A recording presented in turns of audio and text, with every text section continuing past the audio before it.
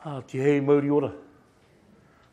I tuatai, te wei ki tō tātou maturi ni te rangi, nāna nei homai, māne e tangohia, nāna nei ngā mei katoa. Tuarua, te whakahonore, tō tātou kingi, a kingi tuheitia. Me tana hōranga tira, me te pāpā whatumora, me a rāua tamariki mokopona, me te kāuariki rire hau pai mārire. Ngā mate o te rānei, o te wiki, o te marama, o te tau, haere ki tō te ārai, moe mai i te ariki. Kia koe, ngā mihi, hare mai. Ngā hau e whā, me ngā hāpori o tēnei rohe, hare mai. Ka nui te mihi, mō tō koutou kaha, ki te whakarongo, i ngā kōrero, e pāna ki te pakanga o te kēti pā, nō reira ngā mihi kia koutou. Kia koe, Rachel, ngā mihi kia koe, te whanaunga, ngā hiti, tēnā koe, tēnā koutou katoa.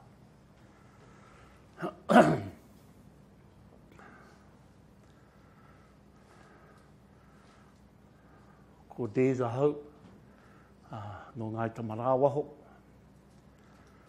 My link to this battle comes from Koikoi. Koikoi had a son, Ihakara. Both fought at the Battle of Gate Pa. Ihakara died at the Battle of Gate Pa.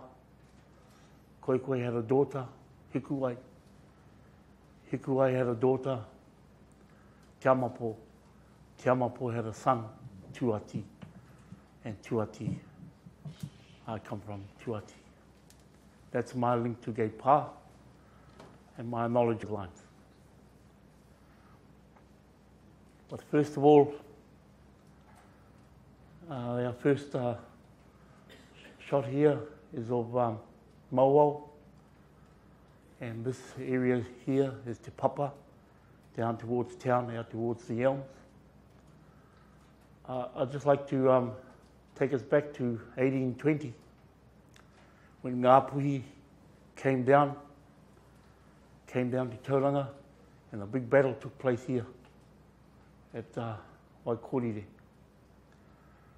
There was between 300 and 400 Tauranga members who died at that battle.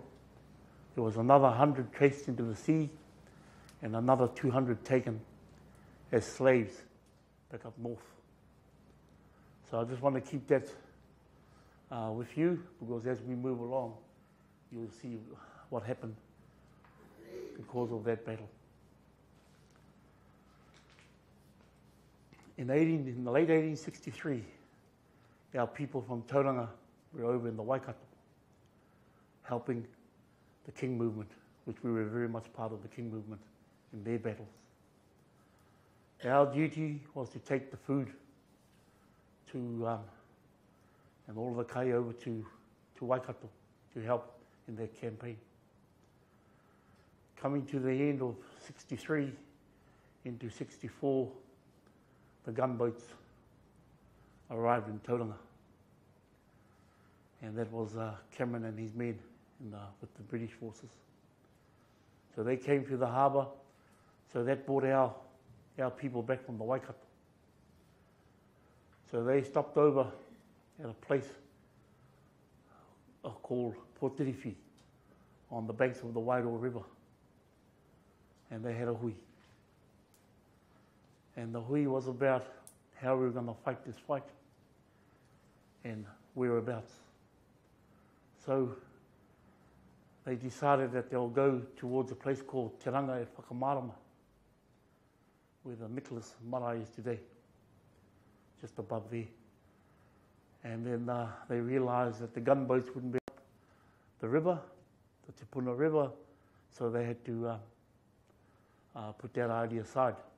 So they moved across and spoke about Oropi. And while speaking about Oropi, a good place to have it was up the river. But once again, the gunboats couldn't get up the river because it was too shallow, the Waimapu River. So they looked somewhere else and they came back towards Te Papa. And they decided on the place known as Puke Rohotu in the earlier days, then known as Puke Hina Hina. Rohotu is a little tree, but when they were all cut down, then they became the Hina Hina grass, hence the name Puke Hina. And then the gate became known as Gate Pa, and that was because of the purchase of Te Papa from the CMS, went as far as that gate. So they decided to have the battle at that place, Puke Hina Hina. In doing that, also they had to draw up the rules on how they would fight, how they would care for the enemy. So Henare Tarato, who had his early teachings as a layman and in the church, in Otaki, he learned how to read and write there. So he came up with the readings of the Bible, and in the Bible he used chapter 12, verse 20, and parts of it there where it says, if thine enemy thirst, give him water. If thine enemy hunger, give him drink, food. So also added to that was the Catholic members who were among the forces at that time at Porteripi gave a hand in adding to the rules. So they set to making this pa. So they had to make sure that they built a road so Cameron could come to the battle.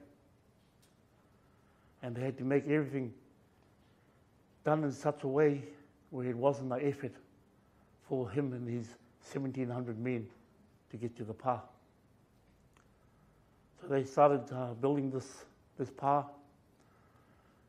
The engineers of the pa was Penetaka and Rawiri Puhirake.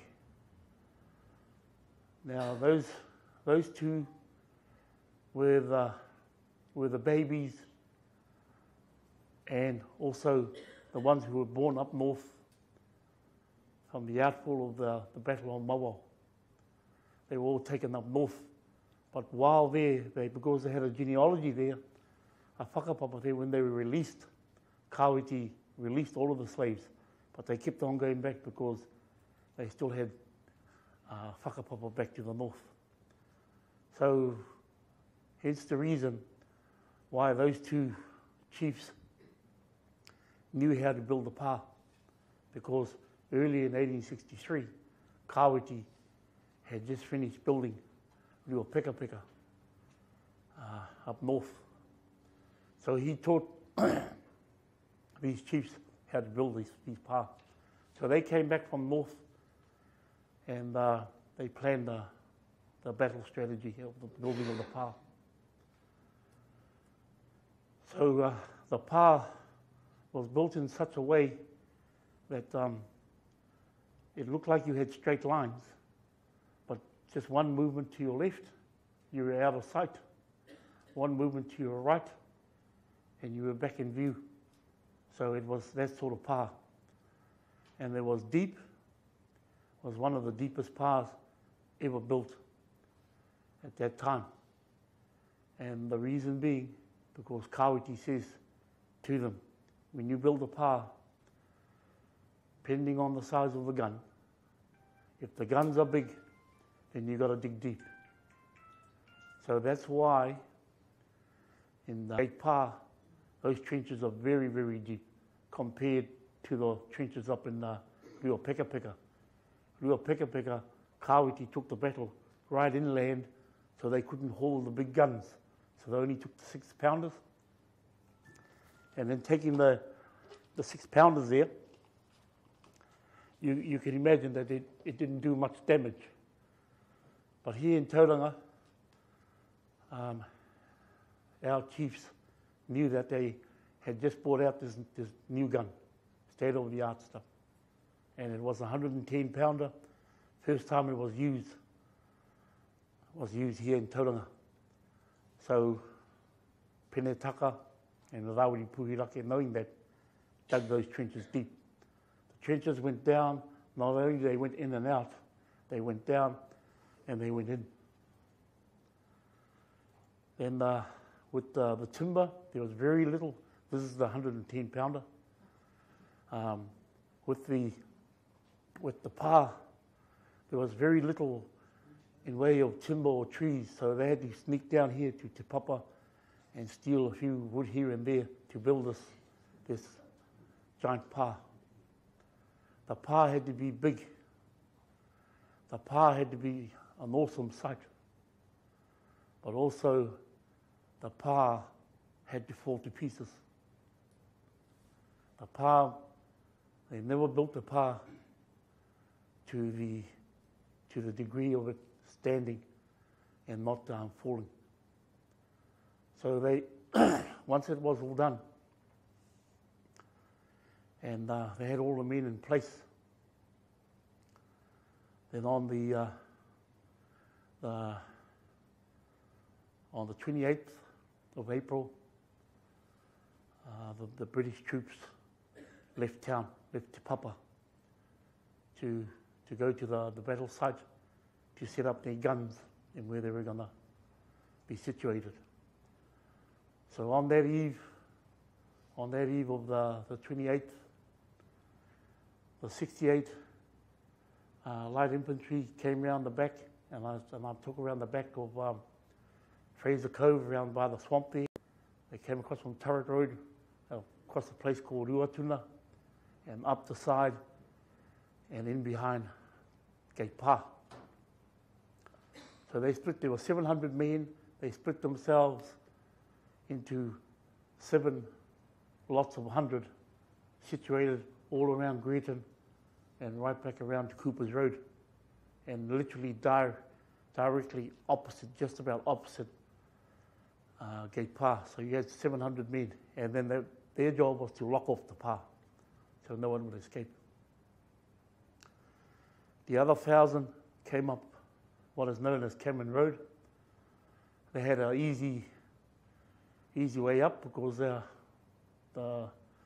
tribes had built a nice road to make it easy for them. So they put their guns in place. The guns were situated in 3 different areas. One was at Pukewharangi, and Pukewharangi is to the east of the Girls' College. If you've been around the back of the Girls' College, you'll see where the caretakers' houses, or that's where the hill was. And we got a great habit of naming a hill after what was on it. And that hill there had wharangi trees on it. So that's why we call it the Wharangi Hill, Pukewharangi. Then the other lot of guns was sitting on Pukereia. Pukereia is where the RSA flats are, on top of behind the old RSA now. And they had the guns there, and also had guns in the middle of Cameron Road. But the big gun was on Pukereia. So they had it all set up. They had 15 guns, ranging from that 110-pounder, and if you look around here, is where the guns were, and if you look close enough, where you see the 68, so on, that's them all dotted all around Greeton. So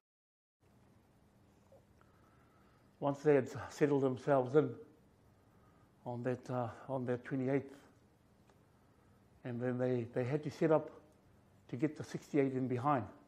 So they let off a few shots to contain our people, just to keep them looking this way to allow the 68 to get in behind, which they did. But sadly, we had 3 of our own who took the British troops in behind, and they were close family to Tauranga and to my people. But nevertheless, they thought they were doing right, so they put them in place. And then that night, they had a meal down at the Elms with Reverend Brown, and there was about 11 at that dinner before the battle. So come the morning of the 29th, at 0800 hours, our people were at the back. And if you look at the flagpole is to the back. And at the back where the flagpole was, that's where we had the hangi. And they were having their breakfast. And while having the breakfast, the first shots of the big guns started to come over. And while that was happening, they decided, well, let's have the karakia. So they started to do the karakia. They had the Christian church member there to do the first service, and he was blown apart. His head was taken right off.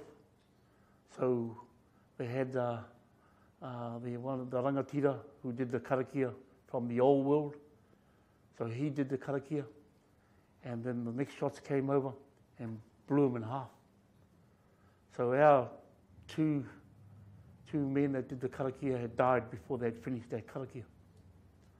So Rawiri Puhirake told the men to go back down into the trenches. And the people we had at the battle were from different areas. Tauranga Moana, Hene Rupe, they from the Ngāti Porou.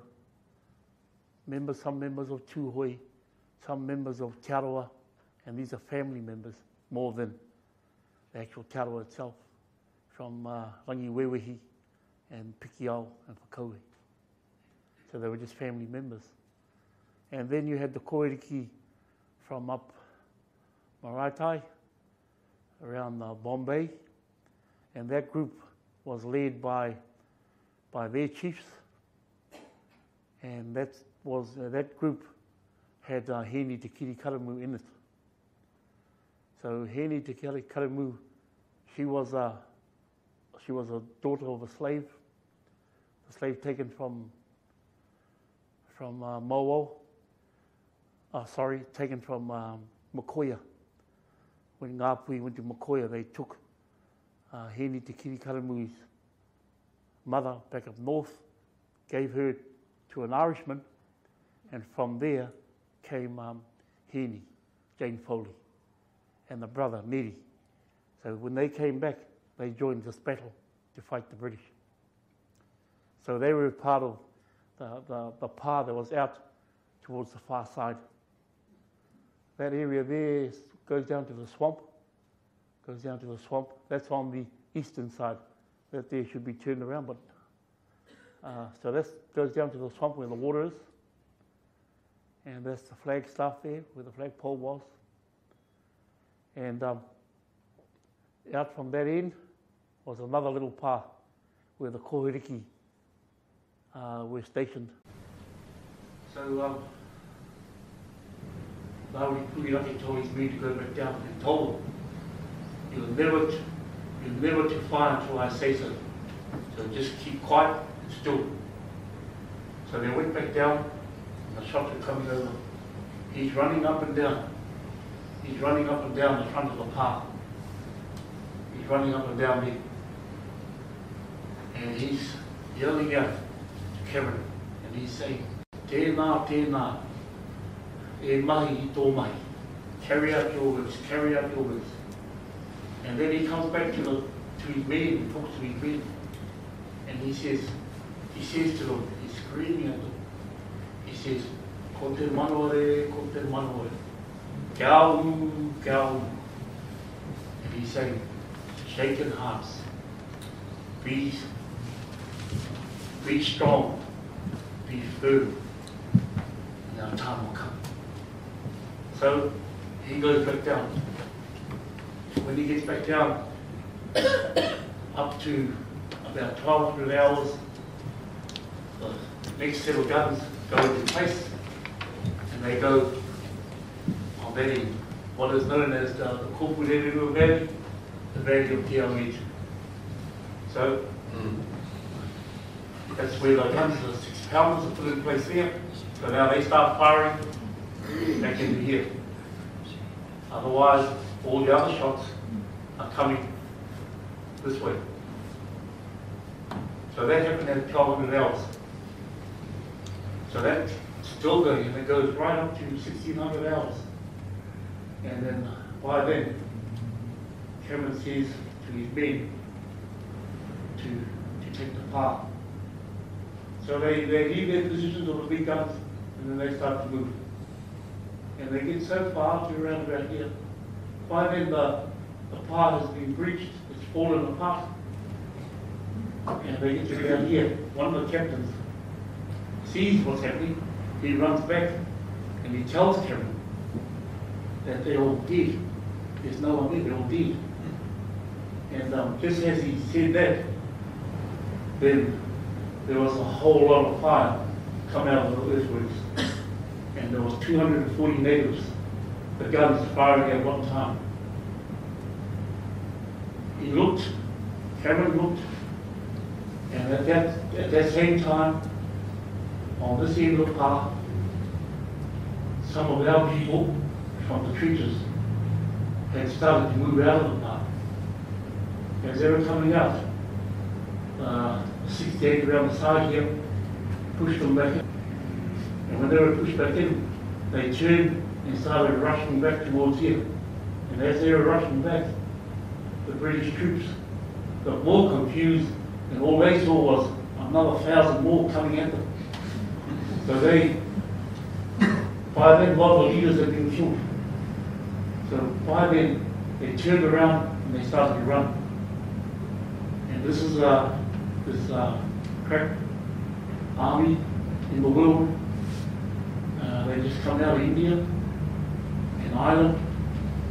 They weren't young, they weren't 18-year-olds, they were 25, 30, 35, and 40. And they were paid fighters, and they had the weaponry, the latest weaponry. So they started to run back that way. Cameron had seen them run. He closed his spyglass and he threw it down and went back in the tent. And the records tell us from the captain saying he heard him in the tent crying. He was disgusted to know that his troops were running from his men. So anyway, they set up a plan. And the plan, they ring the path right around to stop them from escaping. So during the night, Colonel Booth was still in the path, wounded in the path. So during that night, Henry Te Kirikaumu took on the water, remembering what our rules were. So gave him the water.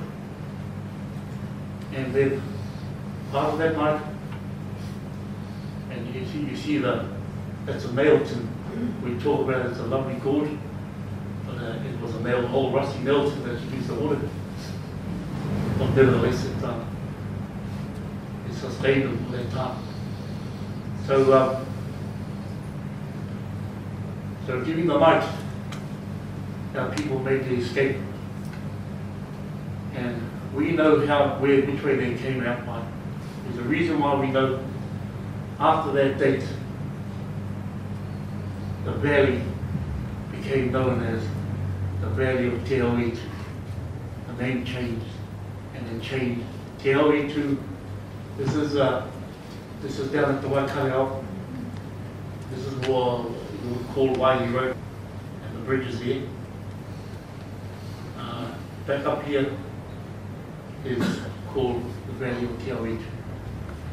And that name comes about because of the pain and the cries, because we had wounded too. And they had to keep quiet as they were taking them past. The only pathway in there, out of there, on this side, was past where they had the 6-pounders. And British troops swear that no one went past it. And we say they went past it. But the reason being is because that valley became known as the Valley of Te Awatere.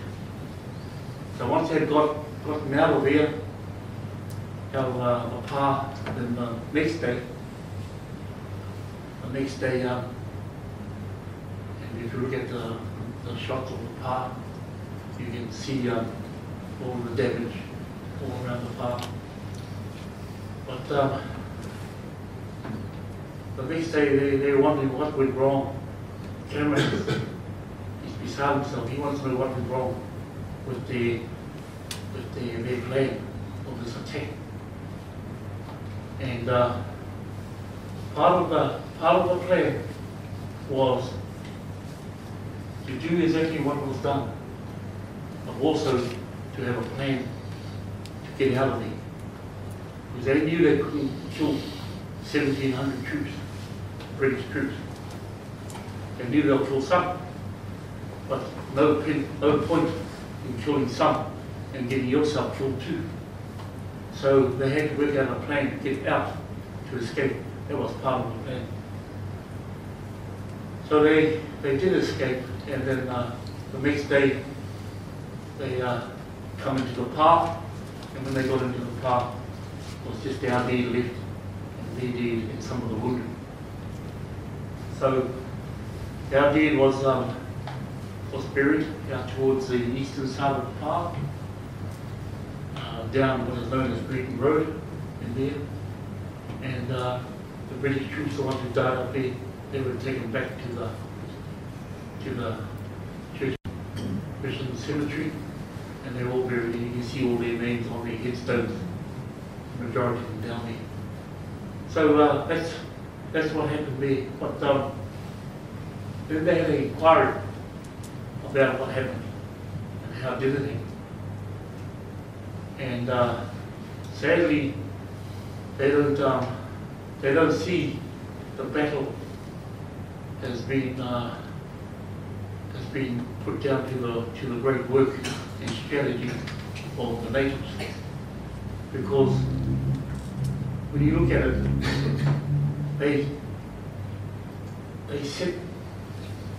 they laid the bait for this whole battle by making sure they had a road, by making sure they get up there, by making sure they had all the 15 guns all working, by making sure that these fall down, by making sure that they come inside. Because we knew we couldn't fight 1,700 out here, so we had to get them inside. So when the park collapsed, it made a gateway, and not only did it make a gateway, as they walked, they became complacent because they knew we were dead. They knew that. And when they walked in, they were shocked their lives to know that we went. And the reason why we only lost about 11 in the trenches, but the rest lost their lives during the firing. But otherwise, once in the trenches, we only lost about 11. But 22 all up died of our people. And like I said, they were taken out towards the eastern side and buried out in the swamp. So that was the other reason. And of course, how the trenches were built, they're all done in foxholes. There was 3 here, another 5 there, so on and so on. And when the shrapnel it got into the park, into the trenches, you had bracken, you had manuka, crisscross, and all those sorts of things. And when the shrapnel did come, it would have, well, if it did reach the foxhole, it would have killed 3 rather than 23. So that's how the plow was done. And so Cameron, after that, Cameron, he was very hurt over this because he was a very cautious man in battle, and he had years of experience. But sadly, we outfoxed him. And outfoxed him in a way where complacency, when they were going there, they knew we were dead. So after the battle, after that battle, Tauranga Moana, that was the first time Tauranga Moana fought and won. And I tell you now, that was the last time we fought as one. Because we've never ever been together ever since. Because straight after that, deals were being cut for the breaking up of the land. And I just want to just come back to this year. In 1863 was the New Zealand Settlements Act together. So what they did, what Grey did, he enacted that, and he cut this up into a district. Works out to 290,000 hectares. Once he cut that up, can I have 3 people to stand here? Okay. And one more. Can you just place that way? Can you place that way, please? Okay, hop in line and place that way. Thank you. So what he did, what Grey did, was turn this into a district. And then he implemented that act. And he adjudged that land to be his. In doing that, has legislated, that tribe legislated this tribe out of existence. So can you go and sit down, please? So they were legislated. They were never spoken about again. They don't belong.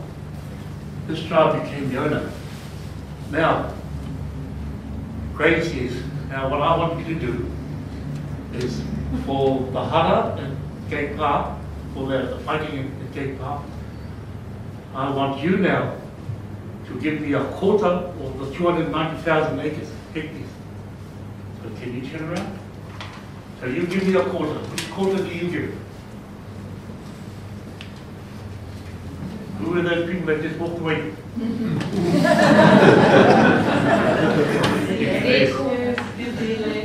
So the tribe gave their land. And we've been fighting ever since. So that's great work. That was quite sad. But anyway, I'll come to an end. I just wanted to. Oh, sorry. Sorry, Mama. I'm on my. So I just did that just because there was an outcome to the battle, and that's what it was. Those 3 people there were owners to all this 290,000 hectares. But because of what he did, by legislating one as the owner, which was easier to take from, to take land, you had to have an owner. So under that act, they made her the owner, and then the other 2 suffers for the rest of the 160 years, trying to say, I'm here, I exist, I am one of those tribes. But we're getting there slowly. So I've come to the end of my presentation now.